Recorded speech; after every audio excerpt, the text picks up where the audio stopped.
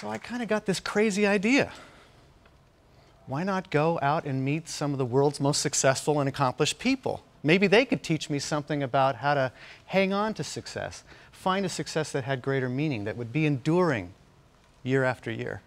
And so naturally, being kind of a business geek myself, I started out thinking, well, I'll reach out to business people, and I carved out some time from my normal schedule, and I created a program at Charles Schwab called the Charles Schwab CEO Series. It was an interview program with chief executives, and I talked to entrepreneurs and billionaires and captains of industry. And I learned so much from these people. But then I got some great advice. People said, don't stop there, Mark. You've been talking to a certain type of leader about success. Reach out with your heart. Reach out and meet a greater number of people from all walks of life. So I started talking to community leaders and Nobel laureates and Academy Award winners and the presidents of countries. And I added that all into this kind of big, hairy, audacious goal that I had created. So during these last 10 years, this has been a focus of our work. We've been meeting some of the most remarkable and accomplished people, trying to pull out the key insights that we could learn, and we've learned so many things. But I have to tell you, for me, the big dividend was being able to find a way to create meaningful success. Success that really matters, success that delivers year after year. So we call our work Success Built to Last, creating a life that matters. Haven't we learned all we need to know about success, and how did you go about studying it? You know, I see a lot of short-term success, but what really fascinates me is why some people and organizations are successful for decades while others barely get their 15 minutes. Why is that? So I kicked off a couple of major studies of people and organizations that have been successful for at least 2 decades, at least 20 years of impact. And I set up a research team at my alma mater, Stanford University, where we partnered with experts like Dr. Howard Moskowitz, originally of Harvard, and Benita Thompson, who did her graduate work at Berkeley, who now teaches at John F. Kennedy University. And we partnered with the Wharton School, and we looked at what made success endure. What were some of the things you learned? You've heard of the tipping point? Well, we call it the tripping point, or turning your wounds into wisdom. Enduringly successful people are such experts at failure, if you didn't know better, you'd think they were losers.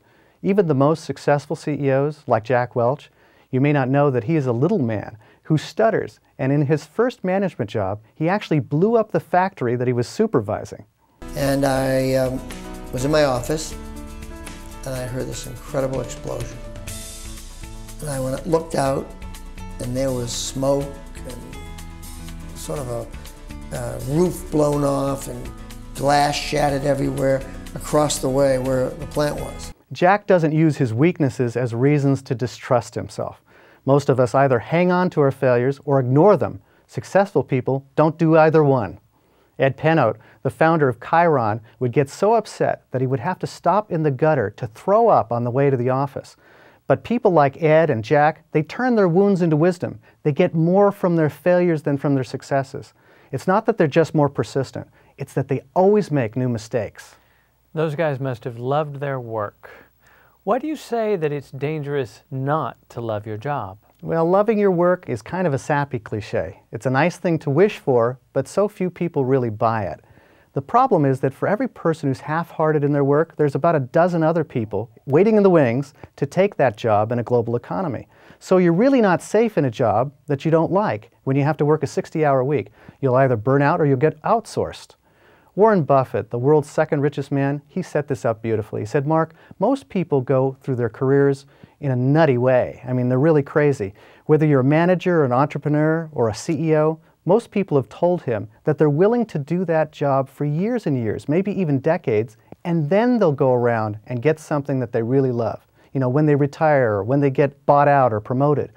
Buffett said that's like saving up sex for old age. Not a great idea.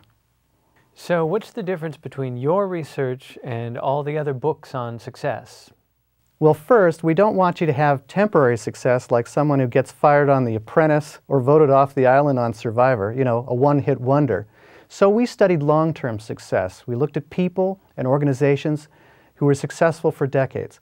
Second, the difference between our research and the thousands of success books out there is that they tell you how to become successful using someone else's roadmap or definition. That's interesting, but that's not really what successful people or organizations actually do. When we studied their actual behavior and met face-to-face with hundreds of enduringly successful people, it became painfully obvious that the one tactic for lasting success was that you must not follow someone else's definition. So if there's no roadmap for success that I can steal or borrow, what do we do to make success last? Well, the good news is our research revealed that there are three essential ingredients that go into the definition of success. The first is meaning, what matters to you and what serves the world or serves customers. The second is thought style. How do you think about your unique portfolio of passions and what you care about? And third is action style. How you set your goals to support what you love and what matters to you. How to get things done. We discovered that most people are naturally strong at one or two of these three, but have to work at the others. It's normal to be struggling with one or more of these three in your work, your organization, or your family. I'm starting to wonder, what's the definition of success? That's really a great question because everyone assumes that they know what it means. So we have no reason to look up success in the dictionary. In fact, you might be a little horrified. I mean, the first part is the achievement of goals. That's what it says in the dictionary. But the rest of it might really piss you off. It's the achievement of money, fame, and power. That's what it says in the dictionary.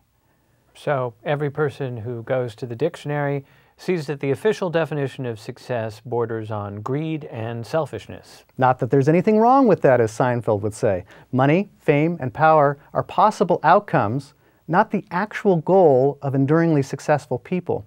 We did a world success survey, and it discovered that nobody, no matter what your background is, defines success the way you see it in the dictionary. It's unbelievable. So what's the real definition of success? Having a fulfilling life and having an organization or service that makes a difference. In other words, creating a life that matters. In fact, that's the subtitle to our book, Creating a Life That Matters. If you really want success built to last, enduring success, then you have to create a life that matters. Well, let's hope everyone hears that message, Mark. Thanks for redefining success. Thank you, Kevin.